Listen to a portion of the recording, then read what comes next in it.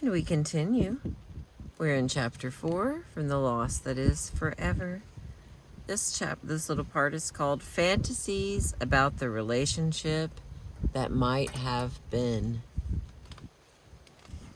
Because the early death of a parent is about absence and loss, it is not surprising that children develop myths about the relationship that might have been. Not only the parent and the self are idealized, but the connection between the two also becomes part of the fantasy, especially for children who hardly knew their parents. It is of foremost importance to believe that an actual connection between the child and parent existed. Children will often search for pictures that depict the parent holding an infant son or daughter, some visible sign that the two were in fact linked. Heiress Gloria Vanderbilt, whose father died when she was an infant, used to play a game in which she imagined that her father had left behind an important letter just for her. My favorite game was that he had written me a letter, a really long one, and hidden it in some secret place for me to find. Maybe even there would be a knock on the door, and standing outside there would be the postman with a letter, special delivery, addressed to me from guess who. Vanderbilt's fantasy is a poignant example of a child's need to invent a connection with a parent she never knew, because the fantasies of the connection to the lost parent grow in a field marked by absence. They often reveal what was missing in the child's life. These are fantasies of a longed for but never known connection.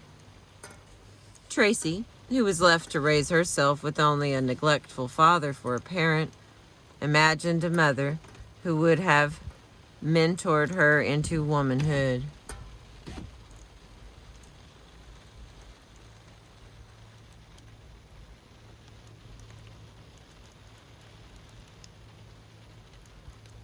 All right, it's picking up. Her mother would have taught her, she imagines, the things she needed to know in order to become a woman. Mostly Tracy has a vague sense that she is missing some important information necessary for her own adult development. Some information that other women have, and that can only be imparted by a mother. Occasionally, some specific behavior will remind her of what she does not know. Tracy can recall visiting a friend one day and having coffee while the other woman folded her laundry. Tracy remembers watching this very simple behavior and thinking to herself, "No one ever taught me how to fold laundry. I did not even know you were supposed to do that." She remembers being flooded with a sense of emptiness and then crying as she and her friend continued their conversation. Tracy was crying for all she had missed in being a motherless girl, the guidance and mentoring of an adult woman who would have shown her the way to grow into adulthood herself. Tracy has 2 sets of wedding pictures that symbolize for her what she lost when her mother died. One set is of her mother and father, and the pictures show a lovely bride in a traditional long white gown with flowers in her hair. The other set is of Tracy and her husband. The photos, in Tracy's words, depict a typical hippie wedding. Tracy is standing on a hillside in a long flowered skirt. While many couples married in the late 60s had similar ceremonies, Tracy is convinced that her unconventional wedding reflected the lack of a mother's guidance as much as it did the spirit of the times. While Tracy imagined a lost relationship that would have been filled with womanly lore, Ted only envisioned a father who would have supported him in becoming himself. After her husband died, Ted's mother became terrified of sustaining another loss. She lived a conservative and modest life, and Ted remembers that she was unwilling or unable to support anything even remotely risky. As long as Ted chose the safe option, his mother was able to offer support and encouragement. Whenever he ventured even slightly from a safe path, Ted's mother became frightened and critical of his choice. Although Ted was bright and did well in traditional academic subjects, he loved playing music, and he wanted to pursue a career as a musician. Nothing seemed riskier or less safe to Ted's mother than a career in the arts.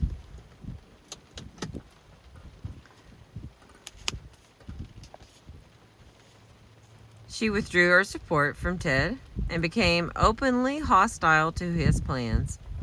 Throughout his struggle with his mother, Ted would often think to himself, if my father were alive, he would have allowed me to do what I wanted. He would have supported me in following my dream. Ted's fantasies about his father grew, in part out of his desperate need to believe that there was someone who would have supported him and nurtured him.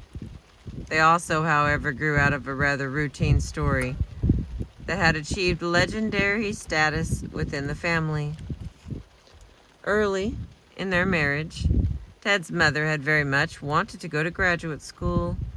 She could not, however, imagine how she might raise her children and attend school at the same time. Her husband told her not to worry about her responsibilities at home. He would take care of things.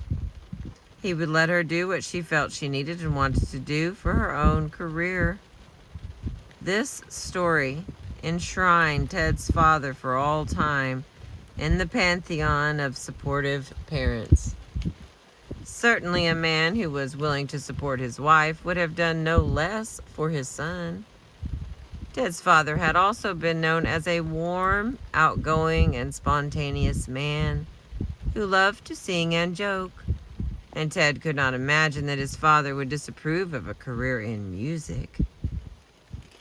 Without a supportive parent to combat his mother's fears, Ted did not feel strong enough to pursue his own interests and desires. Instead, he opted for a safe career as a civil servant, one of which his mother could approve. For many years, Ted was haunted by the feeling that he had betrayed himself, lacking the courage to pursue what was right for him. In his mid-30s, Ted's fantasy of the supportive father materialized in one of his dreams. The dream was set in some unknown city on a foggy and mysterious morning. Ted was sitting in the lobby of a large apartment building. As he looked out the window, a long limousine pulled up. The door opened and Ted's father stepped out. He walked up to his son, a son he had never known, and shook Ted's hand, saying, "I just wanted to say hello and see how you were doing."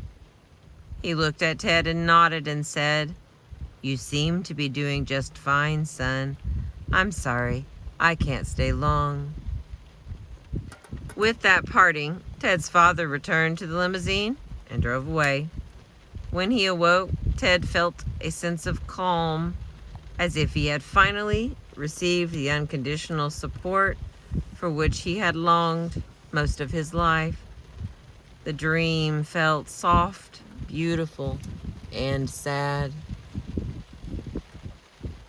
For Victor, the lost relationship he imagined having with his mother was not supportive, but energizing. Victor's mother, who died when he was 10, had been an active, dynamic woman. She was, he said, the fuel that drove the engine. When his mother was alive, Victor was an active little boy. He took piano lessons, played sports, and did well in school.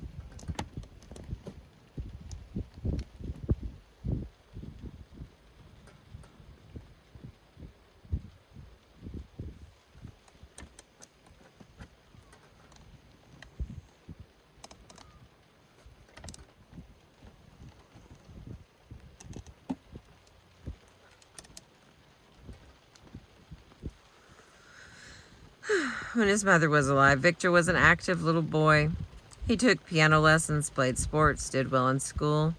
In part, his accomplishments were driven by his mother's enthusiasm and her interest in the welfare of her only child.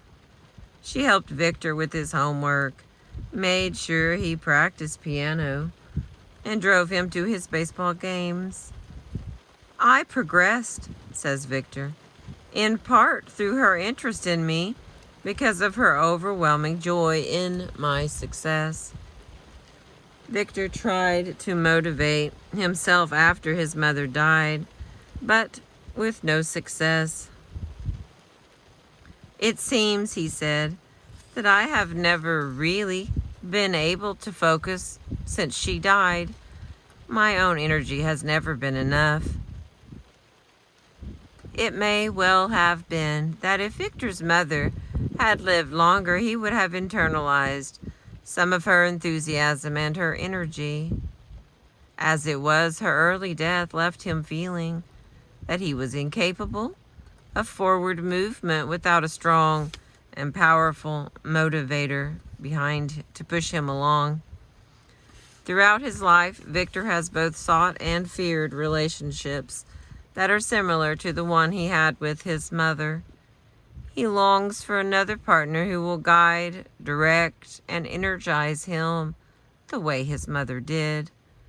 Yet he fears ever again becoming so dependent on an external source of power and energy, for he knows too well how deadening it feels if that source is withdrawn. While for most children the imagined relationship with the lost parent grows out of their sense of absence and longing for what might have been, at times the myth is fueled by family members.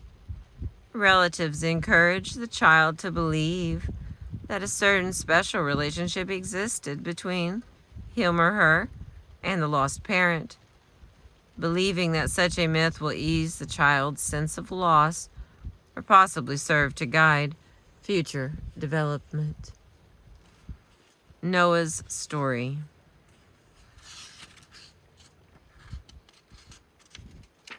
And I think that's the end of this chapter. No, but we're pretty close. Noah's story.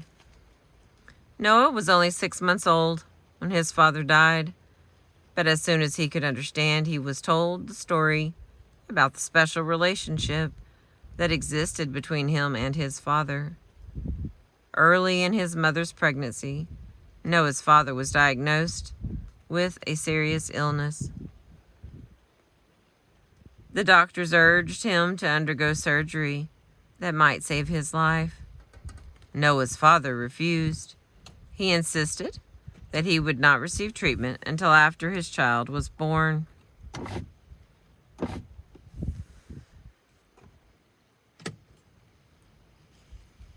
The surgery was risky and could itself be life-threatening.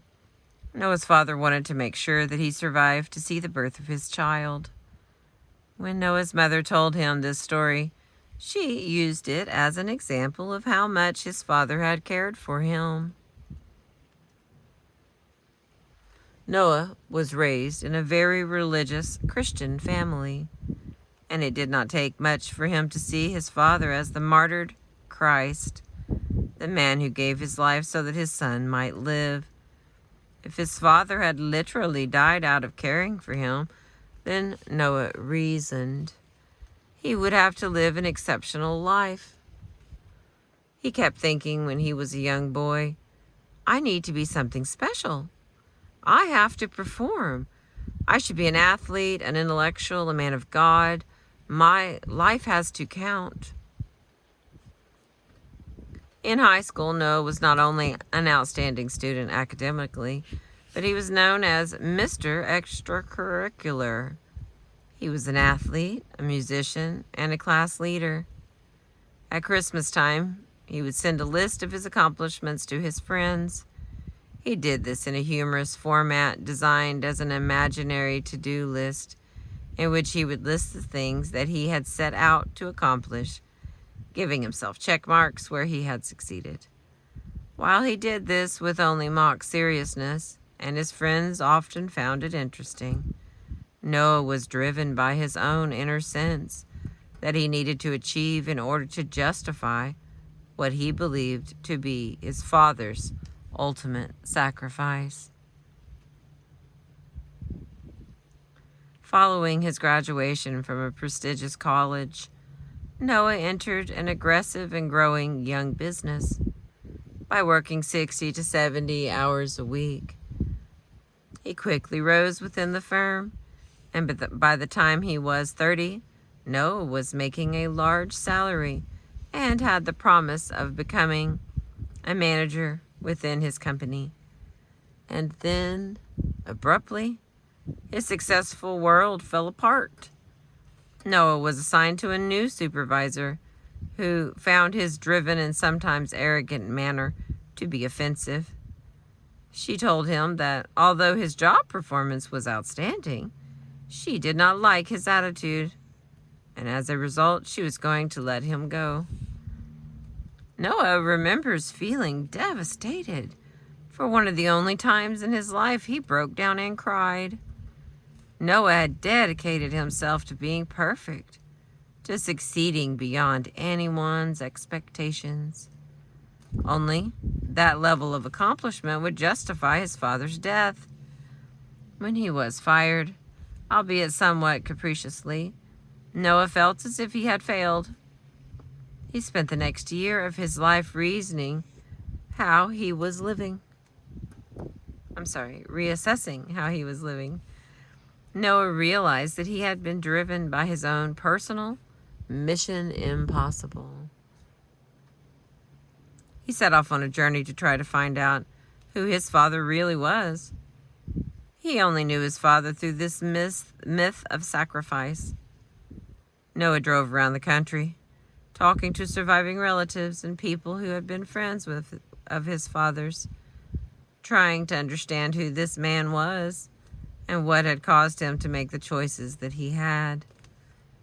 Noah's journey ended with his finally being able to separate his father's life and death from his own life. At the end of the year, Noah felt that he had reclaimed his own right to live. He no longer needed to be a superstar in order to vindicate his father's early death. When he went back to work, Noah made some dramatic changes in the way he lived his life. He accepted a job that did not demand a 70-hour work week. He now balances his life among work, friends, and entertainment. Noah also contacted some business associates toward whom he felt he had behaved badly. Although these colleagues were somewhat baffled by Noah's overture, he took each out to lunch separately and apologized for past misdeeds. Achievement and accomplishment were no longer at the top of Noah's list. Rather than feeling that his father's life had left him with a demand to be the very best, he now reasoned that there was only one lesson to be learned from his father's untimely death. Life is short. One must be true to one's self. In most cases, the fantasized relationship between children and deceased parents is idealized and positive. However, some children imagine a less than ideal relationship, or even no relationship at all. They simply construct a scenario that allows them to avoid the pain of mourning. When Allison's father died following a sudden stroke, She felt she had no reason to feel bad because she and her father had no relationship.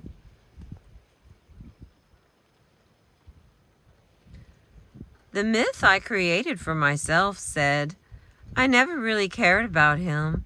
He never really cared about me, so it's no great loss. She did not cry at her father's funeral, and she remembers joking in a cavalier and hard way about his death. When anyone would ask her about her father, she would respond, "Yeah, the old man croaked." Her brash response may have surprised some of her friends and relatives, but it was her way of saying to the world, "This doesn't bother me at all." Although her fantasy that she and her father shared no relationship, and that his death left her untouched, may have helped Allison through the first months and even years of her mourning, it has not served her well into adulthood. It has caused her to feel separate and different within her family. Allison's mother and siblings mourned openly after her father died. Her bravado and denial, which clearly were her own way of dealing with her loss, were seen as a sign of callousness and indifference. Writer Bruce Duffy, who adopted a similar persona after the death of his mother, says that his cavalier attitude put a wedge between him and his father that the two never overcame. What irked him, my father, then was my unfeelingness. As he put it, he hated the fact that her death seemed to pass clean through me, leaving precious little grief that he could see and only my wild, obnoxious propensity to laugh at inappropriate times. Allison's bravado served as well to make her an outcast within her own family. Her tough guy persona, which masked her inner vulnerability, has made it hard for Allison to establish close relationships. Despite the pain she carries inside of her, she seems to casual observers to be an unfeeling and hard woman. Allison has also suffered as an adult because her myth has grown too powerful. She freed herself from having to mourn for her father because she reasoned, he had never loved me anyway. As that myth seeped into her core, she felt increasingly like an unlovable woman. Allison's father died so long ago that it is no longer possible to uncover evidence of love between father and daughter. Allison is left only with her created mythology, a mythology that tells her she was unlovable as a girl and is unlovable still. The personal myths that children create out of the ashes of their despair serve to organize the world for them. These myths are difficult to discard as one enters adulthood. Frequently, these personal mythologies form the core around which one establishes a sense of self and a sense of relatedness to others.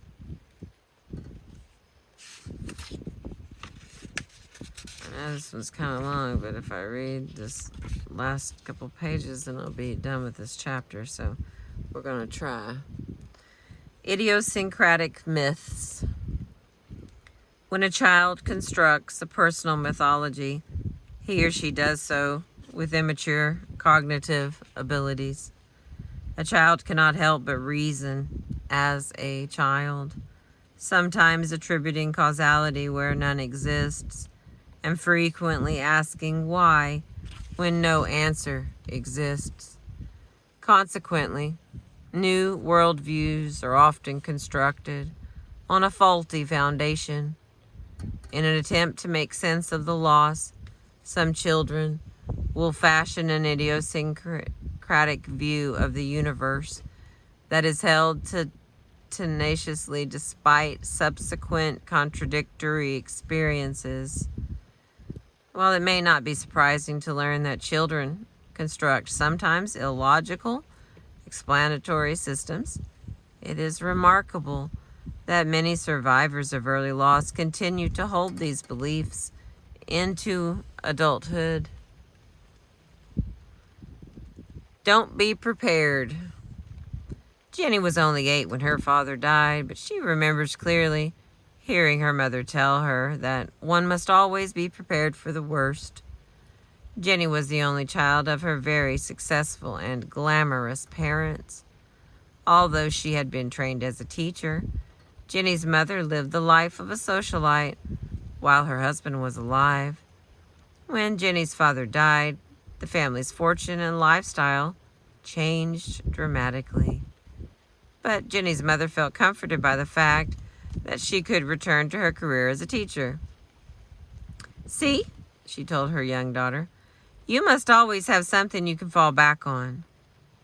This lesson was designed to motivate Jenny and to inspire her to live her life prepared for the worst. Jenny, however, took her mother's lesson and applied the reasoning of a little girl. Perhaps, she thought,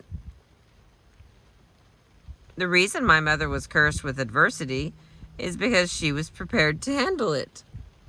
Maybe if I am not prepared, nothing bad will happen to me. Jenny has lived much of her adult life trying hard not to be prepared. She is the mother of 4 children and is a very bright and lively woman. Yet she has never pursued any interest for longer than 1 or 2 years. Jenny wants to make sure that her interests remain hobbies and never blossom into a career. She attributes her propensity for switching her attention to the fact that she has multiple interests and talents. While her explanation may certainly be part of the reason, the other reason she switches her focus so frequently is that Jenny does not want to be prepared for widowhood. In her role as homemaker as well, Jenny ensures that she never plans too far ahead. She has raised 4 children into adulthood, yet she has managed to avoid any long-range planning or any careful preparation for the future. While her adult self knows that her motto, "Don't be prepared," is an immature and childish one, Jenny cannot abandon her view of the world consolidated in childhood. That tragedy happens only to those who are ready to handle it. The next little part. Don't let yourself be too happy.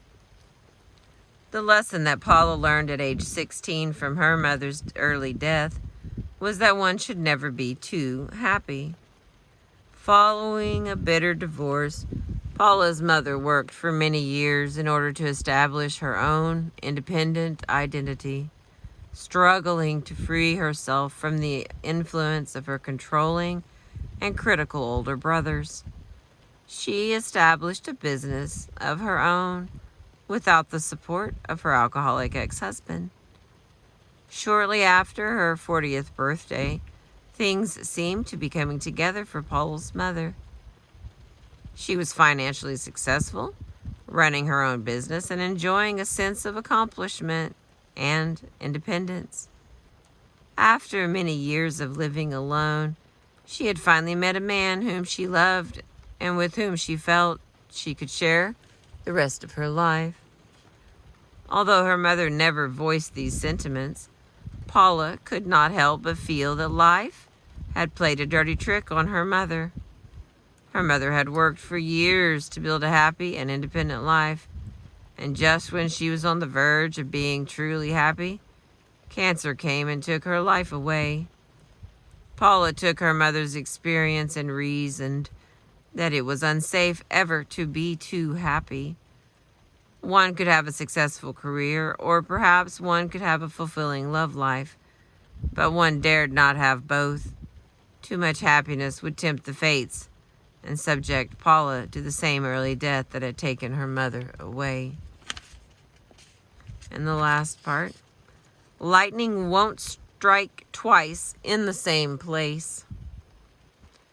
Although Felicia was shocked by her mother's sudden death, she comforted herself with the belief that if God had taken her mother early, he could not possibly take her father as well. Felicia consoled herself with the thought that she now had a deal with God. Her mother was gone, but she would have her father forever. Imagining life to be some giant balance sheet in the sky, Felicia assumed that her debt column was already full. Rationally, she could articulate that her beliefs were silly. Of course, no one could live forever, and someday her father too would die. Yet emotionally, Felicia was absolutely convinced that lightning would not strike twice in the same house. Felicia's father lived and thrived for almost 25 years after her mother died. Yet, when the surgeons came to tell her and her brothers that her father's condition was serious and the prognosis was poor, Felicia flew into a rage.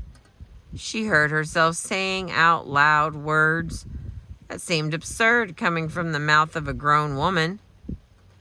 I paid my dues. My father is not supposed to die. It took Felicia many months and much support from friends and relatives to begin to accept her father's death and to put to rest her personal myth of a universal balance sheet. Following the devastation in Nazi Germany, what plagued many survivors was their inability to create a myth powerful enough to explain the devastation they had witnessed. In order to survive catastrophe, individuals must construct theories to explain the world. At times, these explanations remain viable for only a short time. They serve as positive illusions designed to carry children through the worst phase of their grieving. In some cases, they become consolidated into myths that last a lifetime. Often these myths merely hover in the background of one's consciousness and only surface when particular circumstances bring them to the foreground. In other cases, the myth is so pervasive that it is always present, and it exerts a powerful influence on all aspects of adult life.